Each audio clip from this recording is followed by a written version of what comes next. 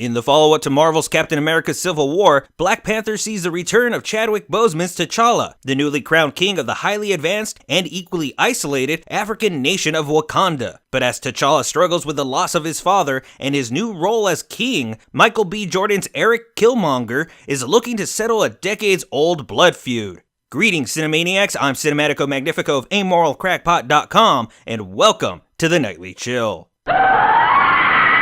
Directed and co-written by Ryan Coogler, Black Panther reminds me of 2017's Wonder Woman, because much like Wonder Woman, Black Panther is most certainly a notable cultural milestone of American cinema. But also like Wonder Woman, despite its many interesting characters, strong performances, fun set pieces, and thematic elements not usually found in these sorts of films, Black Panther is not a very good movie. It's not outright bad, but it's not great either. The core issue with Black Panther as a film is that there is simply too much to see, too much to do, and not enough time for any of it. This results in a movie that is almost shockingly shallow despite a host of deep character motivations, struggles, and themes. Make no mistake, this is an action movie first and foremost, so at best what truly makes the movie so interesting are token gestures rather than anything of substance. At worst, and sadly far too often, we're told much more than we're actually shown. Now, the action sequences are most definitely fun and exciting to watch, and the world of Wakanda, its people, its culture, is lovingly crafted. The soundtrack is a delight to hear. But the characters are the most interesting thing about the entire movie. T'Challa is a young man struggling with the loss of his father, the moral and ethical struggles that come with the duties of being a leader. Eric Killmonger, meanwhile, is a young man filled with hate and anger at a kingdom and world that turned its back not just on him, but so many others like him. Even the secondary and tertiary characters are absolutely engaging, whether it's Letitia Wright as T'Challa's genius sister Shuri, or Daniel Kaluuya as W'Kabi, a man torn between his duty to Wakanda and a lifetime of well-founded resentment he holds against the kings who have failed him and his family. And because the movie is so poorly structured, it fails to properly service any of its characters or their individual arcs. It takes far too long for the meat of the plot to get going. The first act is a bit overstuffed. The second act goes on for far too long, which in turn results in a third act that makes the movie feel like some strange hybrid of a 3-act and a 5-act structure. And a lot of the structural issues are tied directly into the way Jordan's Killmonger is utilized in the film. In theory, he should be Chadwick Boseman's co-star and equal.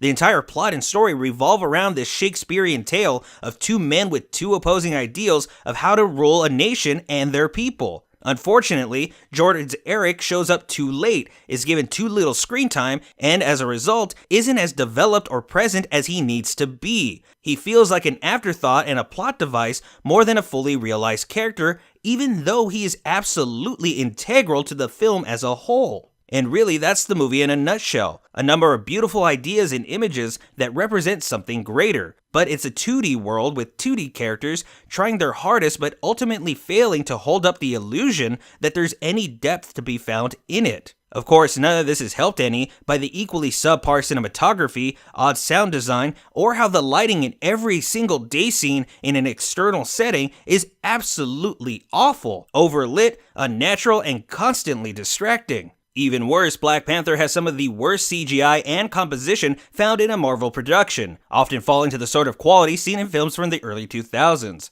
And all that could have been mostly overlooked had the characters and their stories been properly handled. But that's simply not the case here, because while Ryan Coogler absolutely nails the tone required for the material present, his overall direction and vision for the movie falls flat. And the final result is a movie that is one of the most underwhelming viewing experiences for Marvel to date. Black Panther is far from bad, but it is disappointing. It's a step back when it should be a massive leap forward. Now, in some ways, it still is a move forward, but in almost every way that matters, it falls short as a piece of filmmaking.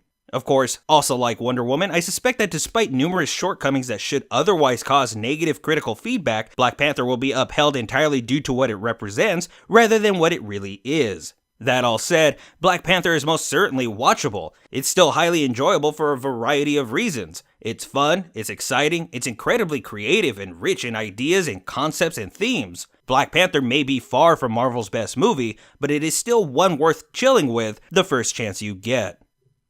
That's gonna do it for us tonight on the Nightly Chill. If you enjoyed this video, be sure to like, subscribe, and follow, and also be sure to leave me any questions, comments, suggestions for future reviews, and maybe even discuss today's movie at greater length.